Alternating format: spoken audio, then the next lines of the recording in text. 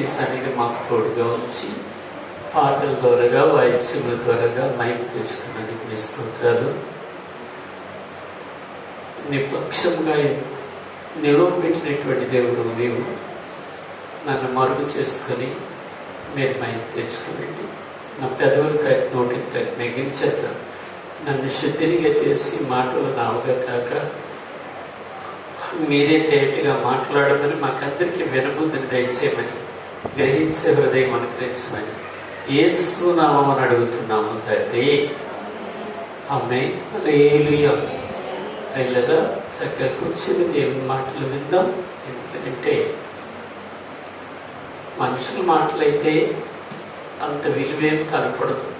మనుషుల మాటలైతే అంత వినడానికి కూడా మంచిగా ఉండదు. మనుషుల మాటలు కాక ఇది దేవుని మాటలు కనుక దేవాది దేవుడు మాట్లాడినప్పుడు మనం శ్రద్ధ కలిగి ఉంటే దేవుడు మనతో మాట్లాడడానికి ఇష్టపడతాడు. ఒక్కొక్కసారి మైండ్ ఆబ్సెంట్, బాడీ ప్రెజెంట్ లాగా ఉంటే చివరికి మిగిలేది వేదనే, బాధే. ఎందుకంటే వీళ్ళకి సమయోచితమైనటువంటి జ్ఞానం ఉండదు, సమయోచితమైనటువంటి ఆలోచన ఉండదు, సమయోచితమైనటువంటి మాటలు ఉండవు, సమయోచితమైనటువంటి నడవడిక ఉండదు, సమయోచితమైనటువంటి అనుభవం లేక దాన్ని వాళ్ళే వెళ్ళిపోతూ ఉంటారు. అలాంటి వాళ్ళ గురించి బైబిల్ ఏం చెబుతుందంటే వారి మనోనేత్రములు మూయబడ్డాయి.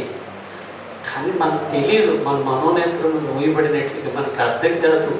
అర్థం కాక ఏమనుకుంటామంటే ఏదో అనుకుంటామో, అయితే ఎవరి మార్గం వారికి సరైనదిగా కనపడుతుంది. కానీ చివరికి నాశనమైనప్పుడు, బాధపడినప్పుడు, ఇబ్బంది పడినప్పుడు, కలవరంతో ఉన్నప్పుడు, మంచాన్ని పడినప్పుడు ఇదంతా మనకు అప్పుడు అర్థమవుతుంది. కానీ అంతవరకు అర్థం కాదు దేవుడి యొక్క మాటల విలువ. పిల్లలు ఇక్కడ జరిగినటువంటి సంభవము ఒక ప్రత్యేకమైనది. ఎందుకంటే ఈ గ్రామాలన్నీ ఎలా ఉన్నాయంటే ఆందోళనతోనూ, అలజడితోనూ, వేదనతోనూ, దుఃఖంతోనూ, కలవరంతోనూ, నిందలతోనూ, అవమానాలతోనూ దేశాలు మొత్తం అదేవిధంగా ఉంటూ ఉన్నాయి. ఇప్పుడు అందుకనే ఆయన అంటాడు కదా, ప్రార్థన చేసేటువంటి స్త్రీలు ఉండాలి, అంగలార్పు చేసేటువంటి స్త్రీలు ఉండాలి, రోదనం చేసినటువంటి వారు ఉండాలి. అలాంటి వారు ఉంటే హల్లెలూయా రోదనం చేస్తారు అని చెప్పి ఇర్మీయా గ్రంథకర్త చెబుతూ ఆయన అంటాడు కదా, దేవాది దేవుని యొక్క ఏర్పాటులో ఎక్కడ ఏ విధము చేతనైనో ప్రభువు నా దగ్గర కావాలి, ఉండాలని అందరూ కోరుకుంటాం. ఎందుకంటే దేవుడు మనకు అవసరం. దేవుడు లేనటువంటి జీవితము మూడుబారినటువంటి అనుభవం. దేవుడు కావాలి ప్రతి ఒక్కరికి.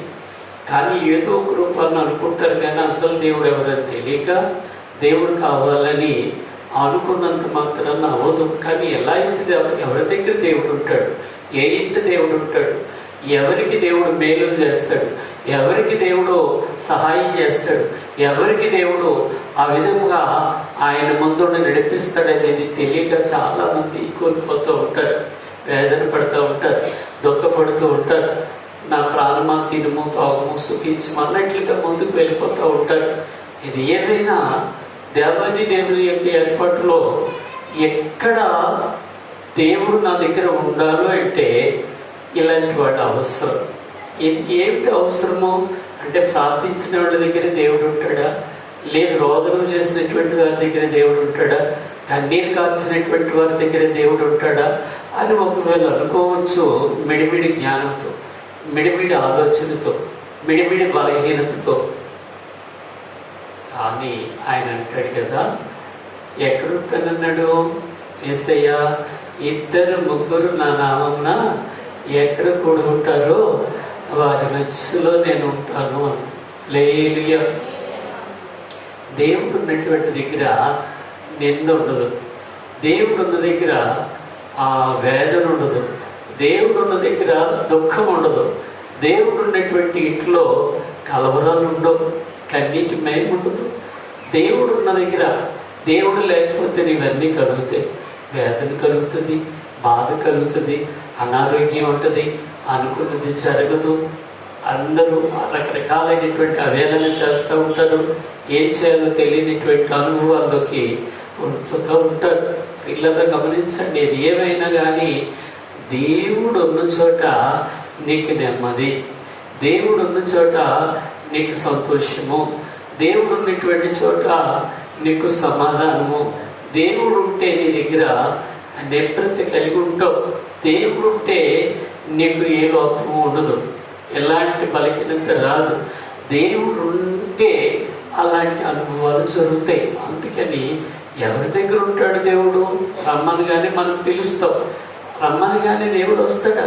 ఒకవేళ దేవుడు వచ్చినా కానీ నిన్ను పరిశీలన చేసి నువ్వు ఏ విధంగా ఉన్నావు, నువ్వు మందిరానికి వెళ్ళి ఏ విధమైనటువంటి అనుభవం ఉన్నావు, మందిరానికి ఎలా వెళ్తున్నావు అని ఒకవేళ మనం సరిపెట్టుకున్నా కానీ, దేవాది దేవుడు సరిపెట్టుకుందాం అనుకున్నా కానీ, ఇక్కడ ఉన్నటువంటి ప్రతి పరికరం కూడా సాక్ష్యం ఇస్తాయట. రేపు రాకడ దినాల్లో తప్పకుండా ఇక్కడ ఏమేమి పరికరాలు ఉన్నాయో, మనం కూర్చున్నటువంటి బండ అది కూడా సాక్ష్యం ఇస్తుందట.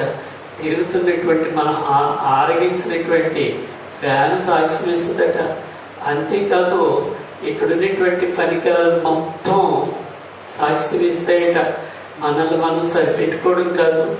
దేవుడు లేనిటువంటి ఆ ఇల్లు చీకటి మయం, దేవుడు లేనటువంటి ఇల్లు ఆకలి తీరదు, దేవుడు లేనిటువంటి ఇల్లు ఏ విధం చేతనో శాంతి సమాధానాలు ఉండవు. ఎప్పుడు దేవుని కోరుకోవాలి. మరి హల్లెలూయా.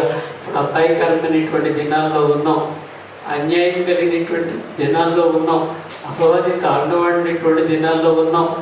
ఎక్కడ ఎవరిని వెందుదామా అని, ఎవరిని తీసుకెళ్ళిపోదామని చూసినటువంటి దినాల్లో ఉన్నాం. అందుకని ఇర్మియాగా అందుకే కట్టినాడు కదా, మీరు రోదనం చేయండి, మీ కళ్ళకి కన్నీళ్లు ఒలికించండి, మీరు రోధించండి, ప్రార్థించండి దేవుని కొరకు. అక్కడ దేవుడు ఉంటే కొంతైనా మీకు తగ్గుతుందేమో, మీ ఇంట్లో నెమ్మది కలుగుతుందేమో, మీ ఇంట్లో సమాధానం కలుగుతుందేమో, మీ ఇంట్లో దేవాది దేవుని యొక్క ఏర్పాటులో ఆశీర్వాదం వస్తుందేమని దేవుడు తెలియచేస్తున్నటువంటి మాట అయి ఉన్నది. ప్రియులారా గమనించండి, ఏది ఏమైనా కానీ దేవుని యొక్క ఏర్పాటులో ఉన్నటువంటి సత్యం, దేవుడు ఉన్న చోట నెమ్మది కలుగుతుంది. హల్లెలూయా. దేవుడు ఉన్న దగ్గర సమాధానం ఉంటుంది. దేవుడు ఉన్నటువంటి ఇంట్లో రక్షణ సునాదం వినపడుతుంది. దేవుడు ఉన్నటువంటి ఇంట్లో సంతోషం కలుగుతుంది. అందుకని ఎవరి దగ్గర ఉంటాడు దేవుడు? అందరికీ ఇష్టమే. దేవుడు నాకు కావాలి, నాకు కావాలి, నాకు కావాలని అనుకోగానే దేవుడు నీ దగ్గర ఉండడు. హల్లెలూయా. ఆయన హేయమైనటువంటి కార్యాలు చేస్తే దేవుడు ఉండడు. నిష్ఠానుసారంగా నువ్వు జీవిస్తే దేవుడు ఉండడు. నిష్ఠానుసారంగా నువ్వు మాట్లాడితే దేవుడు ఉండడు. దేవుడు ఉన్నటువంటి ప్రతి స్థలం ఎలా ఉంటుందంటే యోగ్యకరమైనదిగా ఉండాలి, వారి కుటుంబం యోగ్యమైనదిగా ఉండాలి, వారి ఆత్మీయ పరిస్థితి యోగ్యమైనదిగా ఉండాలి. ప్రభు ఉంటే తప్పకుండా ఇలాంటి అనుభవాలు జరుగుతాయి. లేకపోతే చాలా వేదనే, దుఃఖమే, కలవరమే. సారి యోహాను సువార్త చూద్దాము.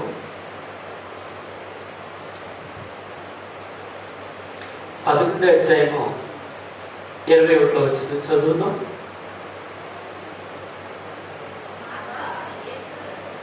మార్త యేసుతో, ప్రభువా నీవు ఇక్కడ ఉండిన ఎడల నా సహోదరుడు సాగు. ప్రియులతో గమనించాడు. ఇక్కడ మార్త అంటుందంట, మీరు ఇక్కడ ఉంటే మా సహోదరుడు చచ్చిపోడు. ఆ విలువ వాళ్ళ ఇంటికి వచ్చినప్పుడు తనకు అర్థం కాలేదు. దేవుని విలువ ఏమిటో తనకు తెలియలేదు. దేవుని ఉన్నటువంటి ఇల్లు ఎలా ఉంటుందో తెలియట్లేదు. దేవుని మీద గొడవడుతుందో, ఏం చేస్తున్నావు? దేవునికే తిరిగి తిరగబడుతుంది. ఆమె చెప్తున్నటువంటి మాట ఏమిటంటే, మీరు ఇక్కడ ఉంటే ఈ మరణం ఉండేది కాదు, ఈ బాధ ఉండేది కాదు, ఈ ఇబ్బంది ఉండేది కాదు, ఈ కలవరం ఉండేది కాదు, ఈ దిక్కులేనటువంటి పరిస్థితులు ఉండేవి కాదు. ఎప్పుడు తెలుసుకుందంటే, ఎప్పుడు తెలుస్తుంది? చనిపోయిన తర్వాత తెలుసుకుంది. చనిపోయిన తర్వాత తెలుసుకుంటే ఆ మనుషులైతే ఇంకేముందలా అయిపోయింది కదా అనుకుంటాం. కానీ దేవుడు కనికర సంపన్నుడు, కరుణామయుడు, జాలి కలిగినటువంటి దేవుడు కనుక, తండ్రి వీరేమి చేస్తున్నారో మీరు ఎరుగురు కనుక వీరిని క్షమించండి అని దేవుడు ఆయన క్షమాపణ క్షమించడానికి యోగ్యుడు కనుక ఆయన క్షమించాడు. ఎవరిని?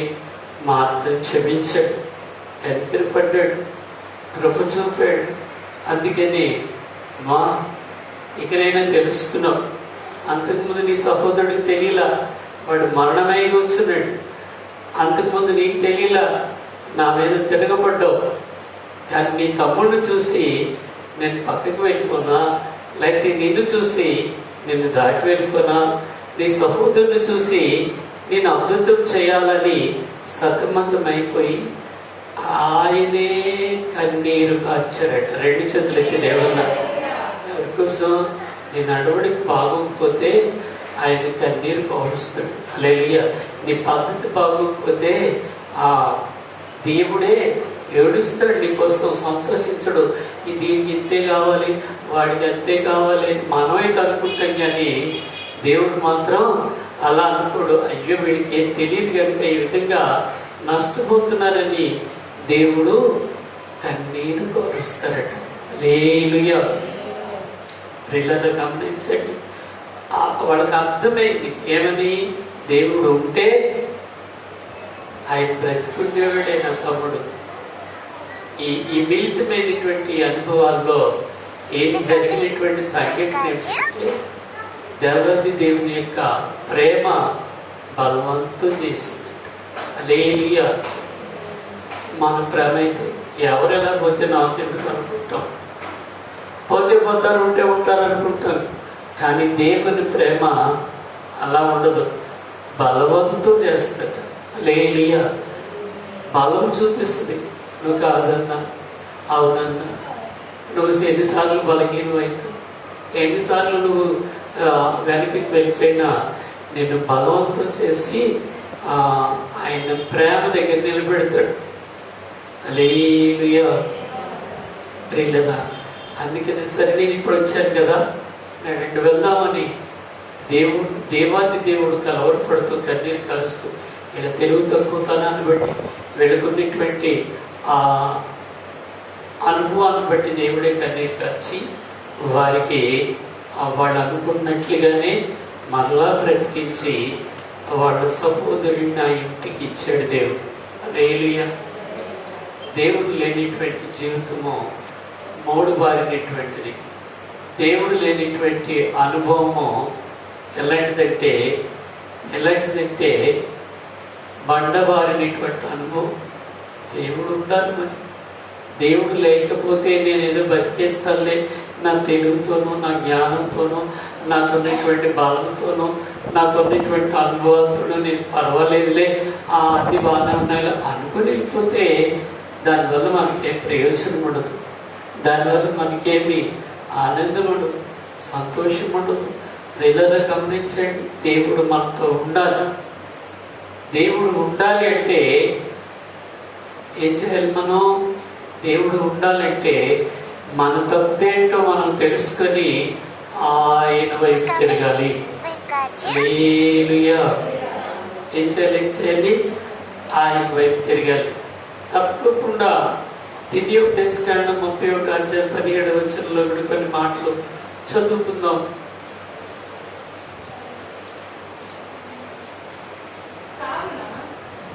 కావున నా కోపము ఆ దినమున వారి మీద రగులుకొనెను, నేను వారిని విడిచి వారికి విరోధి నగుతును, వారు క్షీణించిపోదురు. విస్తారమైన కీడును ఆపదలు వారికి ప్రాప్తించును. ప్రేరణ గమనించండి. ఇప్పుడు నేను చెప్పేసరి కదా ఆ మాటలన్నీ అక్కడ కనపడతాయి. ఏంటంట దేవుడు లేని జీవితం ఏంటో, దేవుడు ఉన్నటువంటి బ్రతికేమిటో, దేవుడు ఉన్నటువంటి అనుభవం ఏమిటో కనపడతాయి. ఎందుకంటే వచ్చినటువంటి కష్టం కనపడుతుంది, వేదన కనపడుతుంది, క్షీణత కనపడుతుంది, బాధ కనపడుతుంది, అన్నీ కనపడుతూ ఉంటాయి. హల్లెలూయా. ప్రియులారా గమనించండి, ఏమైనా కానీ ఆయన కోపం రగులుకుంటే మనం ఎందుకు పనికిరాం. ఆయన వదిలిస్తే ఏమాత్రం మనం జీవించటమో కష్టమైపోతుంది. ఏదో కాయ కష్టం చేసి బతుకుతాం అనుకుంటాం, కానీ దేవుని రాజ్యాన్ని కోల్పోతాం. దేవుని విధులను మనకి లేకుండా అయిపోతాయి. ఇది ఏమైనా కానీ దేవుడు మనకి కావాలనుకుంటే తప్పకుండా ఆయన మాటలకి విధేయత చూపాలి. హల్లెలూయా, హల్లెలూయా. ప్రియులారా, మాట ఆయన మాట వింటే, ఆయన మాట మనతో ఉంటే మనకి రావాల్సినటువంటి దీవెనలు ఎన్నో ఉన్నాయి. ఎప్పుడు ఎలా ఉండాలి? మనం ఎక్కడికన్నా బయలుదేరుతాం, ప్రభువా నీవు నాకు తోడుండాలంట. ఈ పనికి మాలకానికి నేను తోడుంటానా, ఈ పనికి మాలోడికి నేను తోడుంటానా అనుకోడు దేవుడు. మన మాట ఆయన వింటాడు. మరి మనమే ఒక్కొక్కసారి వినం, ఏం చేయాలి? ఆయన మన మాట వింటాడు. మనమే ఒక్కొక్కసారి మన ఇష్టానుసారంగా, మన జ్ఞానాన్ని బట్టి, మన ఆలోచన బట్టి, మనకున్నటువంటి తెలుగుని బట్టి వెళ్ళిపోతాం. ప్రజలను గమనించండి. ఒకసారి అక్రమదారుడు, అన్యాయస్తుడు, దేవుడు లేనటువంటి బ్రతుకు, దేవుడు లేనటువంటి జీవితం, దేవుడు లేనటువంటి వైఖరి, దేవుడు లేనటువంటి బాధ అందరూ చీచారు. దేవుని కనికరము ఆయన దగ్గరికి రాగానే ఏం చెప్పాడంటే, ఈయన తప్పకోకుండా ఈయన్ని బాగు చేయాలి, అన్యాయం నుంచి విడిపించాలి, అక్రమం నుంచి విడిపించాలి, తప్పుదారి నుంచి విడిపించాలి, చీచ అన్నటువంటి ఆ బ్రతికి నుంచి విడిపించాలి, యోగ్యమైనటువంటి జీవితాన్ని అనుగ్రహించాలి అని చెప్పి దేవాది దేవుడు ఆయనను పిలిచాడు. రెండు చేతులైతే దేవుని నామాన్ని ఎవరిని పిలిచాడు? ఆయన పిలిచాడు. పిలవగానే తన బ్రతికి మారిపోయింది, తన మాట మారిపోయింది, తన ఆలోచన మారిపోయింది, తన తలంపులు మారిపోయి, అయా నీ ఇంట నేను ఉండవలసి ఉన్నది, దిగిరమ్మనగానే యేసయ్య వాళ్ళ ఇంటికి వెళ్ళిన తర్వాత తప్పులన్నీ ఆయనకే తెలిసిపోయిందంట. మొత్తం నేను విడిచిపెడతానయ్యా, నువ్వు నా ఇంట్లో కాలు పెట్టిన దగ్గర నుంచి నేను ఎలాంటి దుర్మార్గుడినో తెలిసింది, నేను ఎలాంటి దుష్టుడినో అర్థమైంది, ఎలాంటి దుర్గతి నాకు పెట్టిందో అర్థమైంది. ఏది ఏమైనా ఇవన్నీ నాకు సొంతం కాదు, మీరే కావాలి, నేను మీతో నేను నడుస్తాను. నేను చెప్పకముందే, అక్రమదారుడు అని అనకముందే అన్ని ఒప్పుకొని విడిచిపెట్టాడు. ఇతడు నా ఇంట రావడానికి తొలికి వస్తాడు అనుకున్నాడు. హల్లెలూయా. అంతకు ముందంతా జీవితం పాతదంతా వెంటలాగే ఎంచుకున్నాడు. నూతనమైనటువంటి అనుభవంలో కలిగి వెళ్ళాడు. దేవుడి కంటే నాకు ఇంకెవరు ఎక్కువ, దేవుడి కంటే నాకు ఇంకెవరు కావాలి, దేవుడి కంటే నాకు ఇంకెందుకు ఈ డబ్బు, దేవుడి కంటే నాకు ఎందుకు ఈ ఆస్తి, ఎందుకు ఈ చెడ్డ పేరు అని చెప్పి దేవాది దేవుణ్ణి తలుచుకుని ఆయన వెనక్కి వెళ్ళాడు. రెండు చేతులైతే దేవుడు అదే సంపద అనుకున్నాడు, అదే ఐశ్వర్యం అనుకున్నాడు, అదే ఒక గొప్ప విజయం అనుకున్నాడు.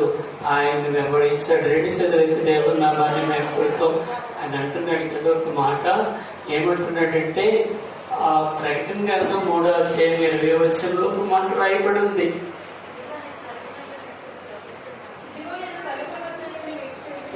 ఇదిగో నేను తలుపునంత నుండి తట్టుచున్నాను, ఎవరైనా నా స్వరం వింటే తలుపు తీసిని ఎట్లా నేను అతని ఎదుకు వచ్చి అతనితో నేను నాతో కూడా అతను భోజనం చేయదు. రెండు చేతులైతే దేవుడు నామం. చూడండి, దేవుడు ఉంటే ఎంత ఇక అగువైనా ఇరుకైనా ఇబ్బంది అయినా దేవుడు నిన్ను పోషించడానికి నువ్వు తలుపు తీస్తే చాలు, నీ లోపలికి వచ్చి నీ ఇంట్లో ఉండి నీ అక్కర్లన్నీ తీరుస్తాడు, నీ ఆకలి తీరుస్తాడు, నీ బాధలు తీరుస్తాడు. నీకున్నటువంటి అనుభవాలన్నింటిలోనూ జయమించి దేవుడు నిలబెడతాడు. హల్లెలూయా, హల్లెలూయా. నాలోన నీవు, నీలోన నేను, నాలోన నీవు, నీలోన నేను.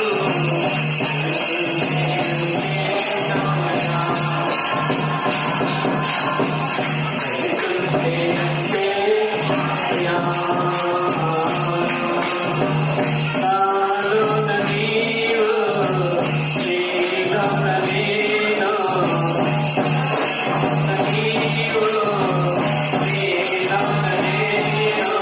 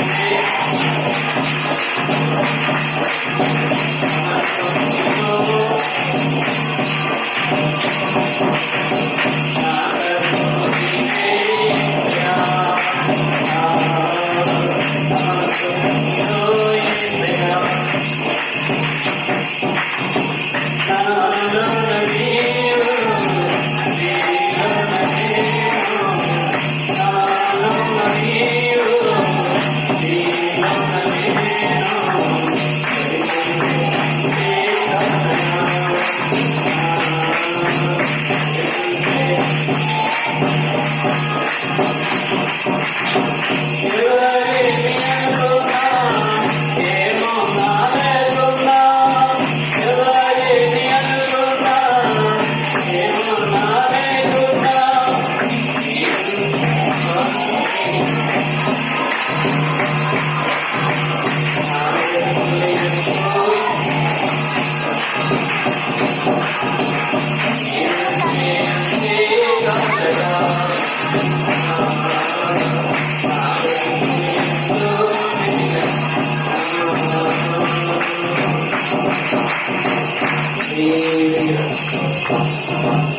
గమనించండి, కళ్ళు మూసుకుందాం. ఎందుకంటే సమాధి కార్యక్రమం ఉంటుంది.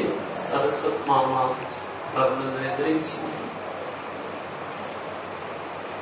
అందుకని త్వరగా ముగించాను.